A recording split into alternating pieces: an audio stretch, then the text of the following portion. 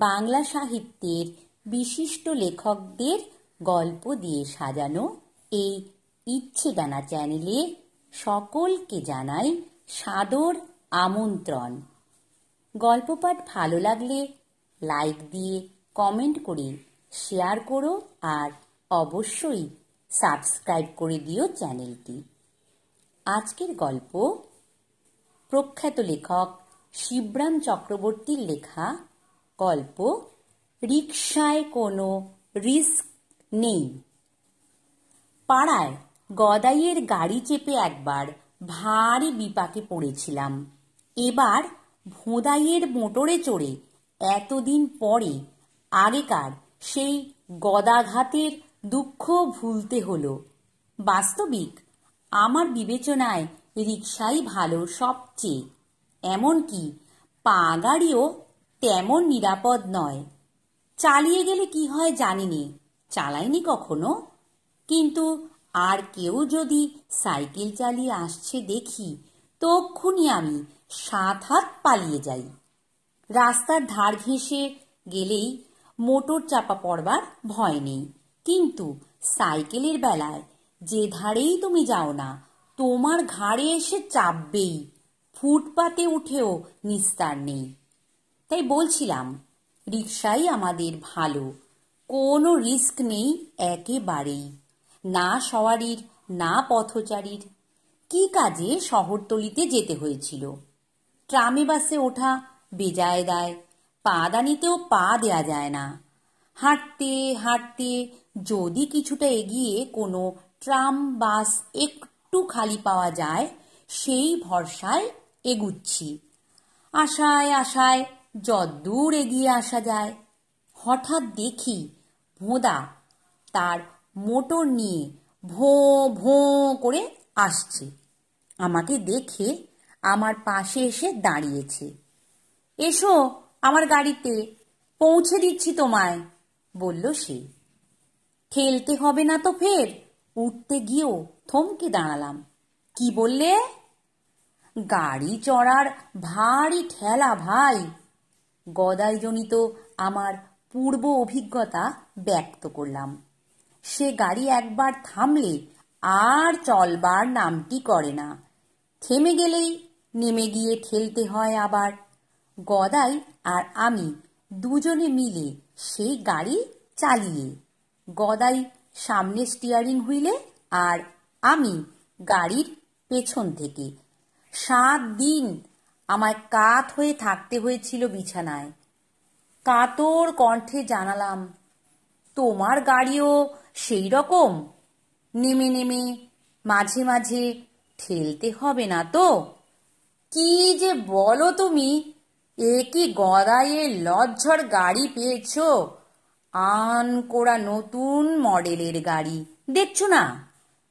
কিন্তু গাড়ি ঠেলার চেয়েও যে ভারী ঠেলা আছে আরও, সেই অভিজ্ঞতা হলো আমার সেদিন।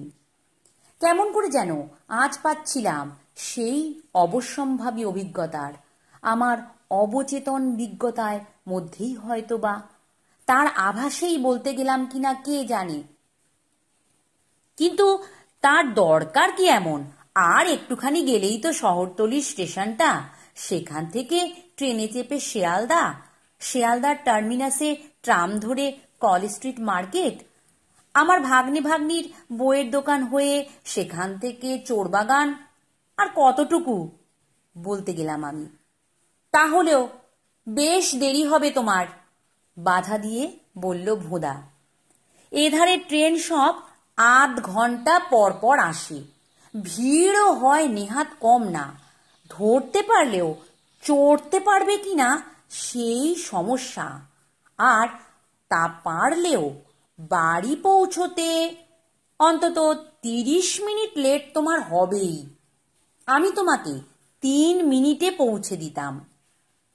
সেই 30 মিনিটের লেট বাঁচাতে 30 বছর আগেই বৈতরণীর তীরে পৌঁছচ্ছিলাম গিয়ে। গাড়িটার স্পিড একটু কমাও ভাই। যেতে যেতে আমি বলি, বড্ড জোরে চালাচ্ছ মনে হচ্ছে। মোটেই না, ভালো গাড়ি এমনি স্পিডেই চলে, এই রকমই স্পিড নেয়। স্টিয়ারিং হুইলে এক হাত রেখে আর এক্সিলেটরে তার পা রেখে আর এক হাতে নিজের গোঁফে চাড়া দিতে দিতে নির্ভাবনায় সে জানায়, আমি কিন্তু দুর্ভাবনায় মরি। একটা পথ দুর্ঘটনা না বাঁধিয়ে বসে আচমকা। ভারী ভয় করছে কিন্তু আমার, যদি একটা কিছু 1 ইঞ্চির চেয়ে কিঞ্চিত বেশি ব্যবধানে একটা সাইকেলের পাশ কাটিয়ে এসে যায়। জানো, গাড়িকে সব সময় টিপটপ কন্ডিশনে রাখতে হয়, তাহলেই আর টপ করে কোনো দুর্ঘটনা ঘটে না। গাড়ির মেকানিজম যদি গাড়ির মালিকের জানা থাকে আর সর্বদাই যদি সে নিজের গাড়ির খবর রাখে আর নিজেই চালায়, তা বটে। উল্কার মতো একটা লরি পাশ দিয়ে যাবার কালে সভয় আমি চোখ বুজি, আমার কথা আর নিঃশ্বাস দুই বন্ধ হয়ে আসে। এই লরিগুলোই তো অ্যাক্সিডেন্ট বাধায়, বুঝেছ? কি করে চালাতে হয় জানে না একদম। ভোঁদা ভারী বেজার হয়ে ওঠে লরিটার ওপর। হ্যাঁ, কি বলছিলাম, এর কলকবজা সব আমার নখদর্পণে, এর কোণার বল্টুটাও আমার অজানা নয়। আমার গাড়ি আমি নিজেই সারি, কোনো কারখানায় সারাতে পাঠাই না। গাড়ির সব পার্টস নষ্ট করে দেয় তারাই। পরপর 2টো পেট্রোল ট্যাঙ্কের রগ ঘেঁষে চলে যায় গাড়িটা। না, ভোঁদার আমন্ত্রণ না নিলেই বুঝি ভালো করতাম আজ। গাড়ির আসল জিনিস হচ্ছে তার ব্রেক। ব্রেক যদি তোমার ঠিক থাকে, দুনিয়ার কিছুকে তোমার তোয়াক্কা নেই, বুঝলে? ব্রেক তোমার ঠিক আছে তো? কম্পিত কণ্ঠে জানতে চাই। আর ওর স্পিডোমিটারে 65 মাইলের স্পিড উঠেছে দেখতে পাই। 65, 65, 65 আমার মনে অনুরণিত হতে থাকে। ব্রেক আমার পারফেক্ট বলেই এত জোরে আমি চালাতে পারি, ওর কণ্ঠে ধ্বনিত হয়ে ওঠে। তোমার ব্রেক ভালো জেনে তবু একটু আশ্বাস পেলাম এখন। আমি বললাম, ভালো বলে ভালো, আমি নিজে সপ্তাহে 2বার করে অ্যাডজাস্ট করি ব্রেকটা। ব্রেকের কোনো গলদ আমি বরদাস্ত করতে পারি না। ব্রেকই তো গাড়ির প্রাণ হে। আর সোয়ারিদেরও বই কি আমি সায় দিই ওর কথায়।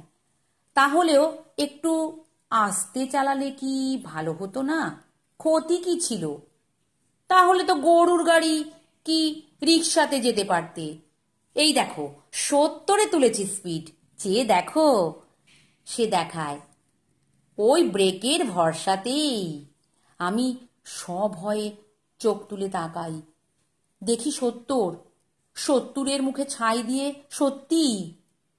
তোমার ব্রেক ঠিক আছে তো? জানো তো ঠিক? আমি জিজ্ঞেস করি আবার, গাড়ি বার করার আগে পরীক্ষা করেছিলে আজ? ঘাবড়াচ্ছ কেন হে? আমার ব্রেকের সম্পর্কে তোমার কোনো সন্দেহ আছে নাকি? দাঁড়াও তাহলে, এক্ষুনি তোমার সন্দেহ মোচন করি। চক্ষুকর্ণের বিবাদ ভঞ্জন হয়ে যাক। এই দারুণ স্পিডের মাথাতেই আমি ব্রেক কষবো, ঠিক এখান থেকে 100 গজ দূরে। দরজার পাল্লাটা ধরে শক্ত হয়ে বসো, রেডি? আর ঠিক 100 গজ দূরেই সেই কাণ্ডটা ঘটল। বরাত জোর যে 3 জনেই আমরা রক্ষা পেলাম। একাত্তু আঁচড়ের ওপর দিয়েই বাঁচন হলো সে যাত্রায়।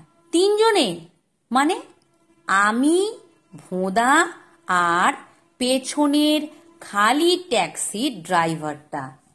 দুখানা গাড়ির ধ্বংসাবশেষের ভেতর থেকে যখন কোনো রকমে খাড়া হয়ে উঠেছি, তখন ওদের দুজনের মধ্যে দারুণ তর্ক বেঁধেছে।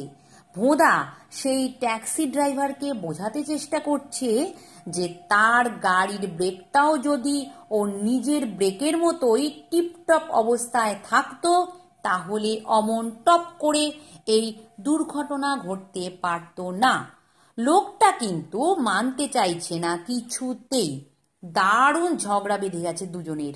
মোড়ের পুলিশ সার্জেন্ট এদিকেই এগিয়ে আসছে দেখতে পেলাম। আর এমনি সময় সেই দুর্বিপাকে ঠুন ঠুন ঠুন ঠুন কানের মধ্যে যেন মধুবর্ষণ হলো অকস্মাৎ। পাশ দিয়ে যাচ্ছিল, থামিয়ে চেপে বসেছি তৎক্ষণাৎ। ওদের দুজনকে সেই সতর্ক অবস্থায় ফেলে রেখেই, না, রিকশায় কোনো রিস্ক নেই, আর পাহারাওয়ালার পাল্লায় পড়ার মতো রিস্ক আর হয় না। অতএব অকুস্থল থেকে জহ পলায়তি। নমস্কার।